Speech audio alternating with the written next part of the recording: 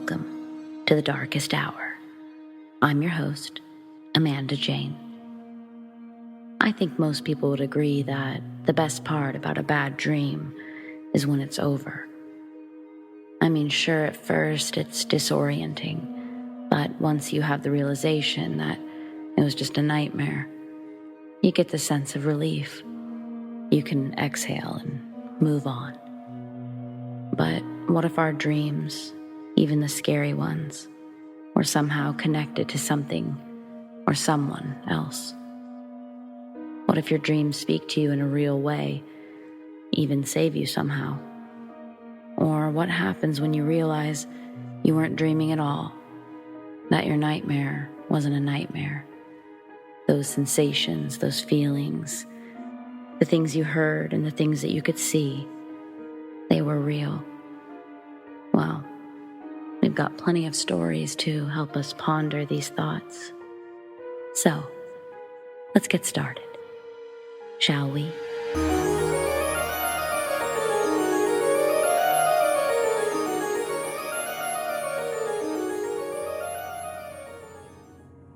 Where I'm from, there's railroad tracks that separate the reservation from the surrounding cities. And it's a pretty popular railroad. Trains roll through on a super regular basis, and there's a lot of emphasis to stay off the tracks and anything surrounding the tracks. But naturally, people don't listen. And my family's house sits right above those tracks. So I've had my fair share of close calls. Well, when I was 19, it was my first year living away from home, but that summer I decided to go home for a visit. While there, I heard from everyone that there was an accident on the tracks. It took place a few weeks earlier. A few kids, young teens really, were playing the game of waiting until the last minute to jump off the tracks. One of those few didn't make it on time, and he was killed.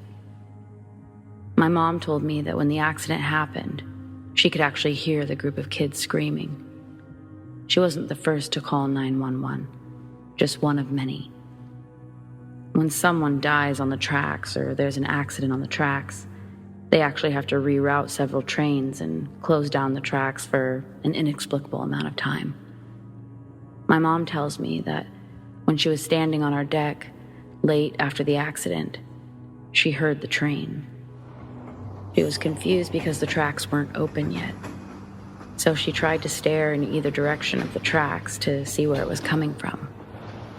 She didn't see any lights. She saw no train. But as she stood there a moment, she said she saw something glowing down below on the tracks. She tells me that as she focused on the light, she realized it was the silhouette of a boy. I asked her if it looked like the boy who'd been killed. She told me that she didn't know what the boy looked like, but that she was sure it was a young man. I didn't question this. It may seem strange to some, but my mom's seen spirits my whole life. She's always telling me not to be afraid of spirits. And for the most part, I've always felt that way. Not afraid. But seeing something. Actually seeing something. I wasn't scared per se. I was frozen. On the second night that I was home, I decided to take a walk along the tracks. Not on them, but on the man-made path that runs along the side where our houses sit. My plan was to smoke a joint, but I didn't get that far. As soon as I made it to the path where I could physically see the tracks, before I could light the joint, I saw a flash of light to my right, on the tracks. Then I just remember standing there, frozen, staring at the glowing silhouette of a young man. I didn't move, but he did. His head was moving from side to side. His mouth was moving, but I didn't hear anything, and I didn't get closer. Right when I felt like I could move, I did. I turned around and I started to run back up the hill. Midway, I stopped because I started to feel guilty. Like a genuine pit in my stomach, not grounded in fear, but guilt. I turned around and I could still see the light. I walked back down the hill and I walked towards the boy's silhouette. He faces me and I can see that his eyes meet mine. I don't see the detail or the color in his eyes, but I can feel that we're making eye contact. Something told me to close my eyes. The moment I did, I saw a name appear in my mind's eye. Riley. And as I said it out loud, I could see the light go away. My eyes were closed at the time, but I could see the change in light, so I opened them. I was now alone. I looked around for the light, but it wasn't there. I said aloud again, Riley, but there was nothing. I found a tree trunk that was laying horizontally, and I sat there for a while, waiting for him to come back.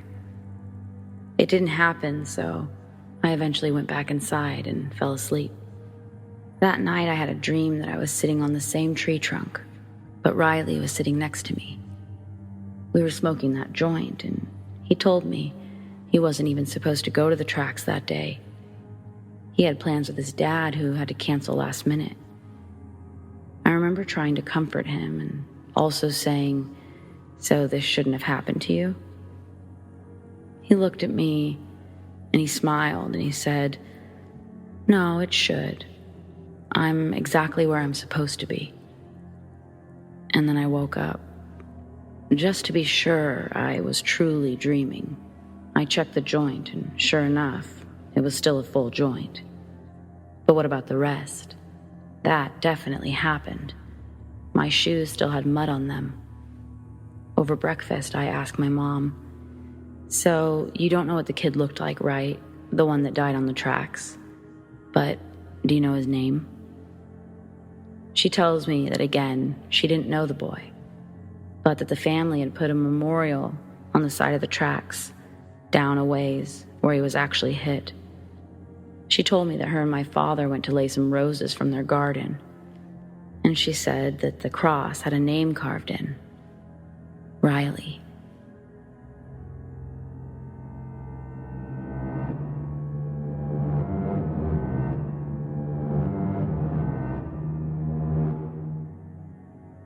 My grandma died in 2013, and I moved into her house due to inheritance.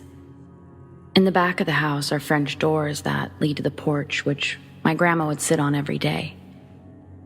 The handles and locks are very loud when they're turned, and every once in a while, I'll hear the familiar sound of the door being unlocked, the handle being turned. And I'll go to the doors and see that one is open, without fail. I close them so as not to let hot or cold air in, depending on the season. And minutes later, sometimes it'll happen again. At first, it scared me, but now it makes me happy to know that she's still with me.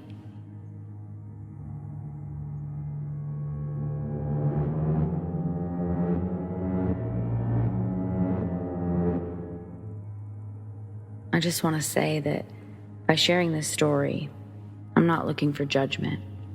I'm simply sharing the scariest thing that's ever happened to me.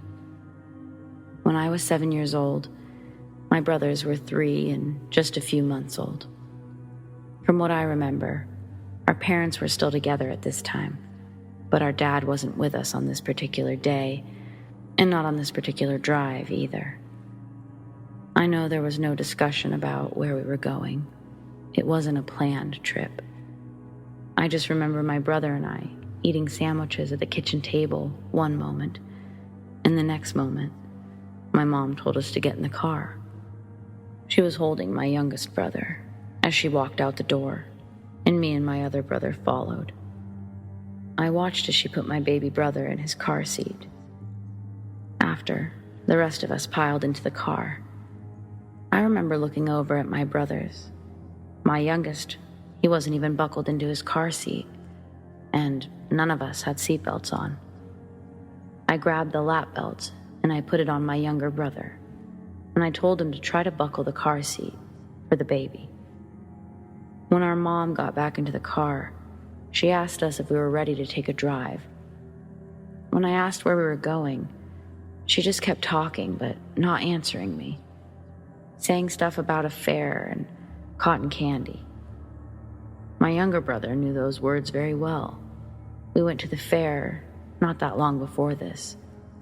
I remembered. I asked, where was this fair? I thought the fair was over. Again, she didn't say anything in response, just kept talking. We'd made our way towards the waterfront, and as we were at the top of a big hill that takes you there, my mom said something like, "Whee!" and threw her hands up over the steering wheel. At first, we all laughed and said, "Whee!" too. But she didn't slow down. We started getting to the bottom of the hill, and she kept going. The thing is, there's a stoplight at the bottom of the hill, and you can only go left or right. Going straight would just put you in the center of a pole and on your way to the water. I didn't know whether to laugh or scream as I saw this happening. I screamed. That unleashed some chaos in the car. As soon as I started screaming, my younger brother followed, and then my mom sort of sat in silence, but didn't slow down. I hear the sound of other car horns. Suddenly, the car comes to a screeching halt.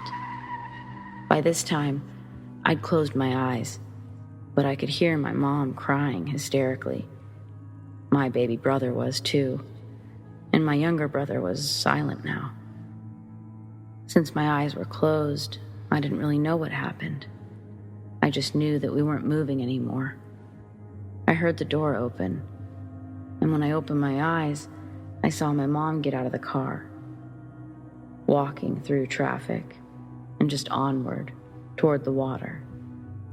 I saw cars stopping, people following her. No one was walking over to us, though. I thought about getting out of the car, but I think I was in shock. All I could think about was how much I wanted to see my dad. Then I remembered my mom had a cell phone, but I didn't know if she brought it. I unbuckled and climbed to the front of the car. I looked around, felt around, but I couldn't find my mom's purse. As I was about to sit back, I heard 2 or 3 people yelling that there were kids in the car. And just as quickly, I saw and heard police cars, an ambulance. Our doors were being opened from each side of the car, and all I could hear was my baby brother screaming. I held my younger brother's hand, and we stepped out of the car and into the back of an ambulance. We were sitting there, and they wrapped us in blankets, asking us if we were okay. All I could get out was that I wanted my dad. I asked if they could please call my dad. Some EMTs sat with us, and it felt like a million years had passed before we saw the police walking our mom back in our direction. Before we could go run and hug her, though, 2 officers put her in the back of a police car.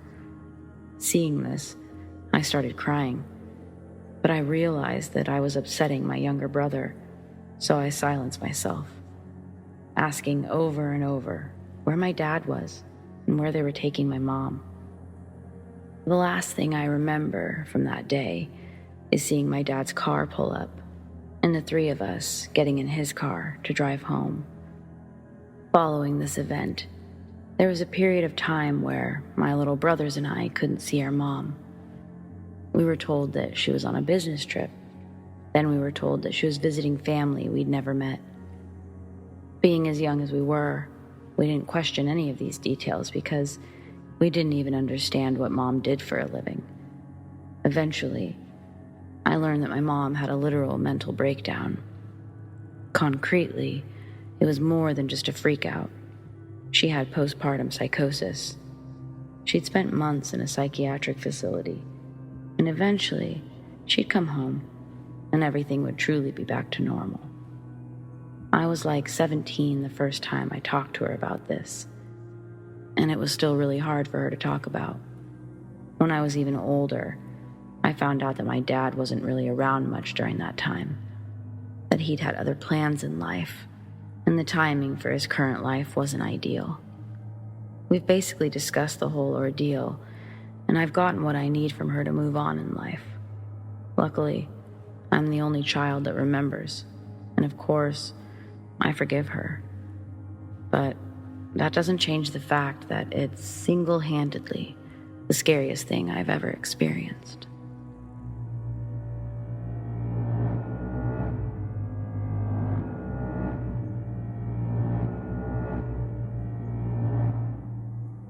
I'll start by saying that there are some details I never thought to clarify with my uncle and his friends, like where exactly we were driving, the specific mile marker where this happened. I know that it was down Interstate 191 once we crossed over to Highway 287, heading from Missoula towards Yellowstone. But I don't recall the exact spot, and we didn't take the same route home, but on the way there, we all heard it. It was late summer 1999, and it was my first time going on this trip. I was finally old enough to join my uncle, and, well, my dad would be there too, but he was at home remodeling the house. They did a trip like this every year, camping, fishing. So this year it was just me, my uncle, about 4 of his friends, and a shit ton of gear. My uncle and I were in his truck, following the 4 who were leading the way in another car. My uncle always drove really fast, but it didn't usually bother me. But I recall these roads feeling extra scary. Lots of winding and curves. I never said I was scared, but I did focus on the mountainside versus the road. My uncle was telling me a story about the last time they went camping, how they'd caught so many fish, but at one point they'd lost about half of them to a surprise bear visit. I laughed, recalling my dad's reaction. Then we were both laughing when suddenly we hear laughter that doesn't belong to us. And they said, "Whoa, going a little fast, aren't we?" As soon as we heard it, my uncle looks forward and starts to slow down suddenly. I look forward and I can see that the car in front of us is slamming on their brakes and pulling off to the side. My uncle follows, and now both cars are on the shoulder. I watch as the driver gets out of the other car, and my uncle unbuckles to follow, telling me to stay in the car and not to get out under any circumstances, that it's too dangerous. He walks over to the other car, and now all of the men get out, and they're talking on the passenger side of their car. I can't hear what they're saying, but I can see they're making a lot of hand motions. I look around the truck's interior for a minute, thinking maybe a radio or something was turned on. But as I stare into the relatively empty cab of the truck, I realize that there's just no way. All the gear was packed tightly in the bed of the truck, which was not easily accessible from the inside, and this voice absolutely came from inside the truck. My uncle starts to make his way back to the truck as the other guys get back into their car. He doesn't look mad or scared. I couldn't really figure out what he looked like. He says to me, "Well, that was absolutely insane." I don't really ask what. I just wait for him to finish telling me what's up. The guys heard that too. They heard the lady voice in their car. And again, I didn't really say anything. And neither did he. As we pulled back onto the road, I noticed just up ahead there was a pretty sharp turn, one that almost snuck up on us. "Huh," I heard my uncle say. "There should probably be a sign there." "Oh, whoa, it's been knocked down." I leaned and I tried to see the sign, but I was too short. The rest of the drive was uneventful. But I remember talking to my uncle for a little, asking what he thought that was, but he didn't elaborate much, saying that it could have been a radio that spiked. But when I said the radio wasn't on, he was just sort of quiet. I know we didn't spend a lot of time talking about the incident on our trip. There was only one conversation where one of my uncle's friends had said something like, "Pretty sure that was an angel or something." "Did you guys see the sign?" They all agreed that they had been driving fast and not paying much attention to the road or the potential turn. I'm not sure what happened that day, but I know that if it was a ghost or something like that, they prove they aren't something to be feared, at least in my eyes.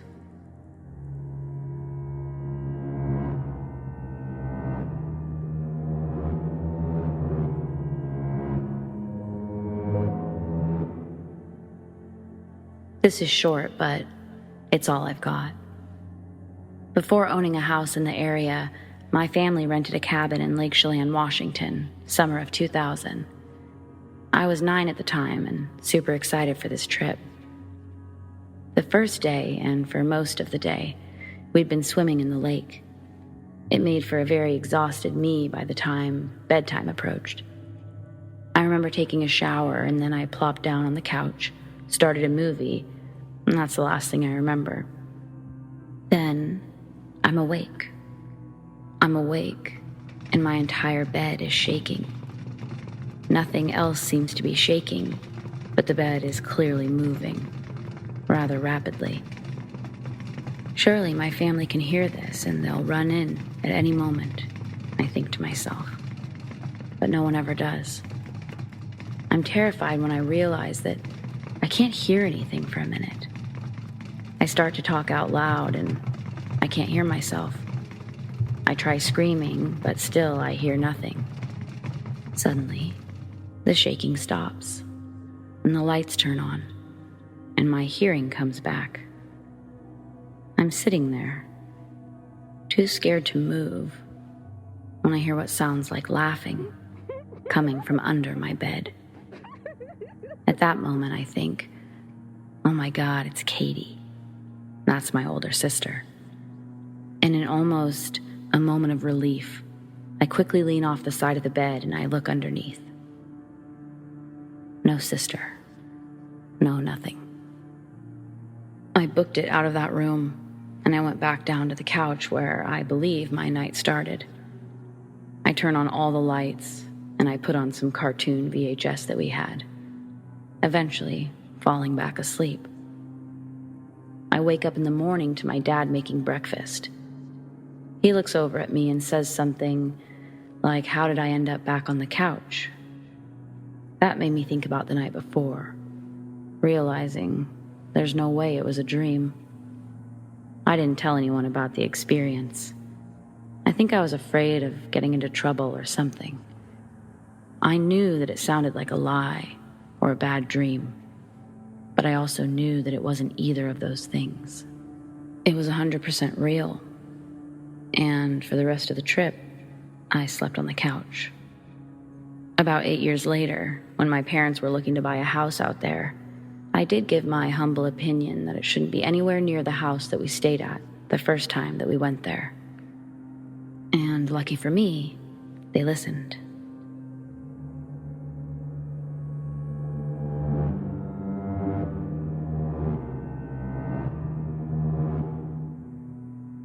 Back in 2014, when I was a teenager, I was still living in my small town in Europe, Bulgaria.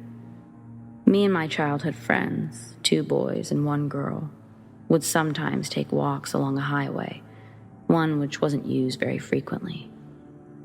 Most of the time, we would see a few trucks pass by, but it wasn't full of traffic, and it was very close to where I lived, so it was just something we'd often do. On the left side of it, there were houses. On the right side, there was a huge empty field with some hills here and there, but most of the land was empty, full of grass. On the right side where the field was, there was an old abandoned canal, which hadn't been used since the early 90s. It was full of trash and sticks, and it was also used to dispose of bones of farm animals such as goats and sheep. There weren't so many, and yeah, it's creepy, but we knew they were from animals. We visited before in the daytime. Nothing impressive, really. Just an empty hole. One ordinary night, we decided to go on another walk along the highway. We went to the end once and then came back. We got bored since we were always doing the same thing. Someone had the idea to go along the small dirt road, which is alongside the abandoned canal, and we did, without giving it much thought. Now, have in mind that on the highway, there are streetlights, but on the small dirt road alongside this canal, there's no light coming from anywhere.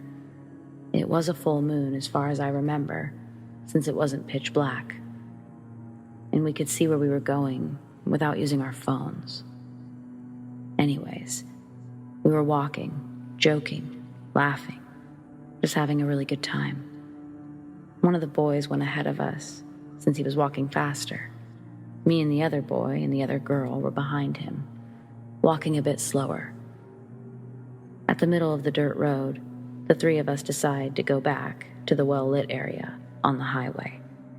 And we called to the other guy to come back as well. A few minutes passed and the boy was ahead. He was almost at the end of the dirt road when he started running towards us, screaming, "You guys, run!" So instinctively, we all turned around to see what's going on, and we just froze. We saw him running very fast towards us, and there was something behind him, following him. Everyone managed to brush it off and run toward the highway, except for me. I stood there for a few more seconds, trying to figure out what we were witnessing. It's very hard to describe. It was a figure that somehow was shining bright, white light, moving up and down, coming towards us.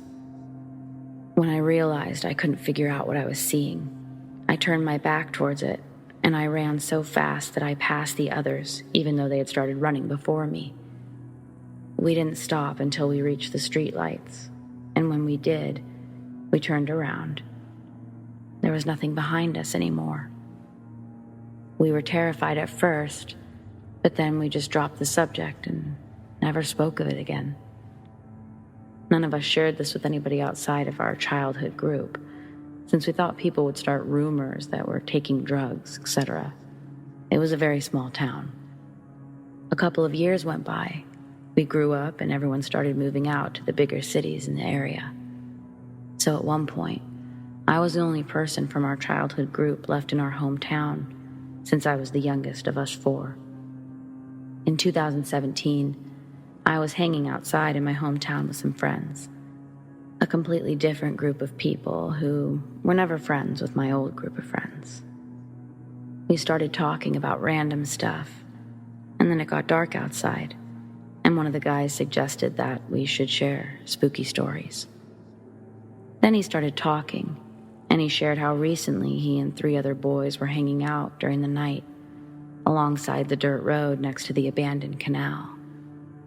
At this point, I was all ears.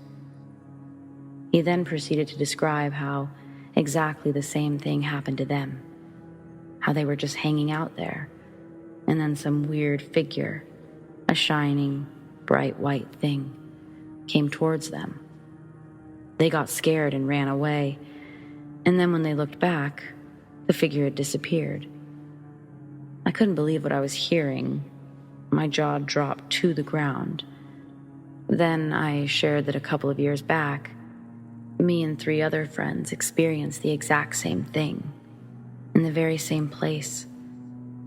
I asked him if these other people had talked to him about it, and if this was some kind of joke, but it wasn't. The story doesn't exactly end here. I went home that night, still stunned, and I barely slept.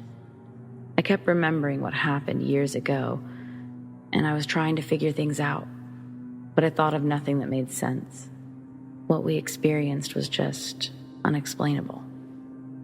So the next day, I decided to share everything with my parents, and I honestly thought that they might just brush it off, say that we were just too scared and imagined something.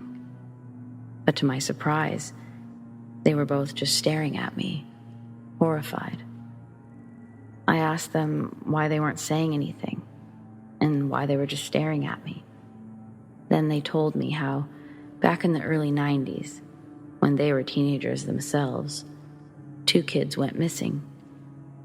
a 7-year-old girl, and a 3-year-old boy. Before they went missing, these kids lived right next door to our apartment, in the house that was facing our balcony. Since it's a small town, everyone thought that the kids would be found soon.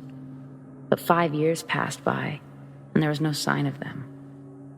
Nobody had heard anything. There were no suspects in the kidnapping or any leads as to what happened to them. Then, in the 5th year of their disappearance, their remains were found in the abandoned canal, and by the evidence found there, it was concluded that they had been murdered, but the killer was never found. My parents said this event really shook the community back then, and a lot of people avoided going near the canal since it happened. The curious teens were occasionally visiting it and sharing stories of how they'd seen something unexplainable. However, nobody believed them. To this day, when I visit my hometown and pass by the canal, I feel so uneasy. And I don't even think about going alongside the dirt road, not after knowing what really happened there.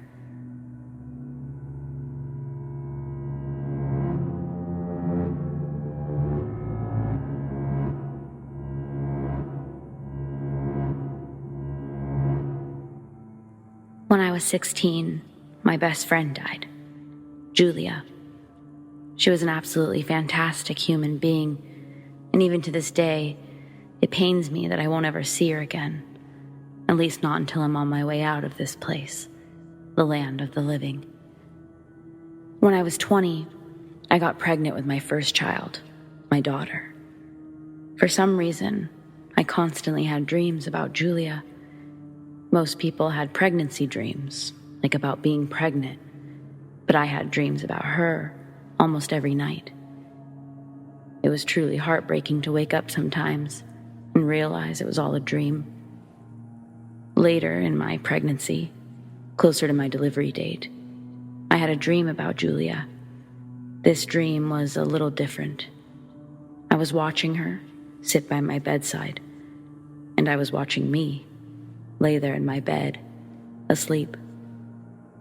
I walked closer and I could hear Julia saying something, but I couldn't quite make it out, so I got even closer to her. I remember it seemed to take me forever to get to her. Once I did, she wasn't looking at me. Well, she was looking at the sleeping me, but not the one that was awake in front of her.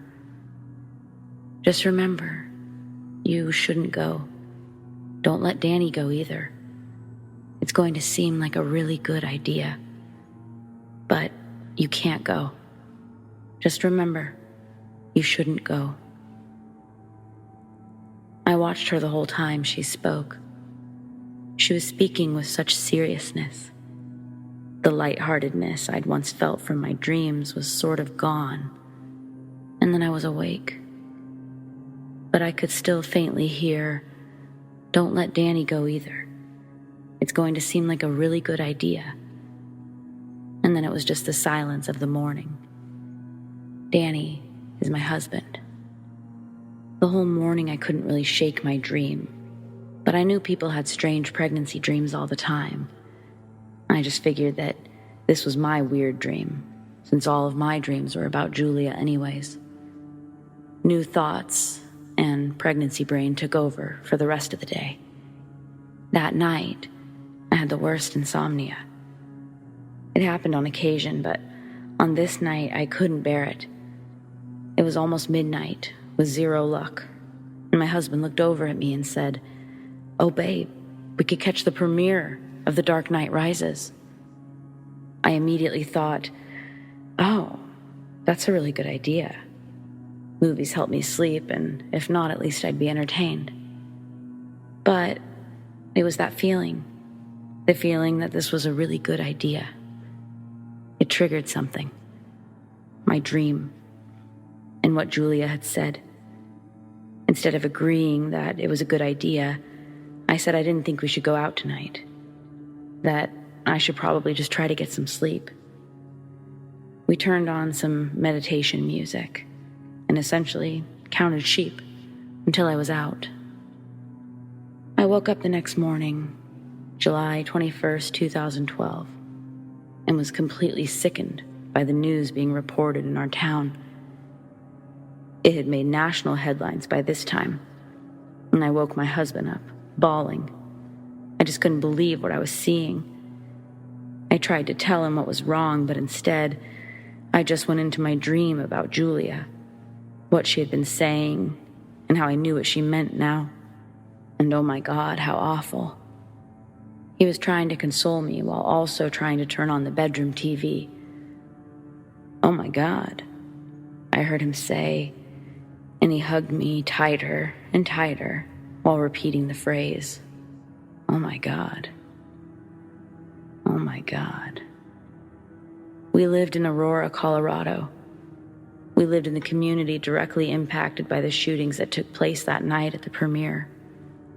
It was a heartbreaking ordeal, to say the least. Truly terrible for so many families. Unnecessary violence destroys a lot. People tell me I was touched by an angel. And I'll tell you what, I don't know about heaven and all of that, but I believe we take care of the ones we love when we pass on. Sometimes silently from the sidelines. But on those rare occasions, you might really get through, and you might truly change the course of an entire family's life. I'm so grateful to my forever friend, Julia. It only seemed fitting to name our daughter after the woman that saved our lives.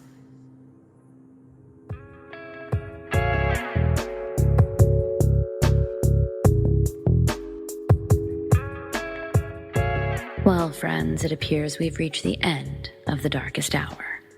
But be sure to join me every Friday night for a brand new episode. Thank you, everyone, for sharing your stories with me and with my wonderful audience.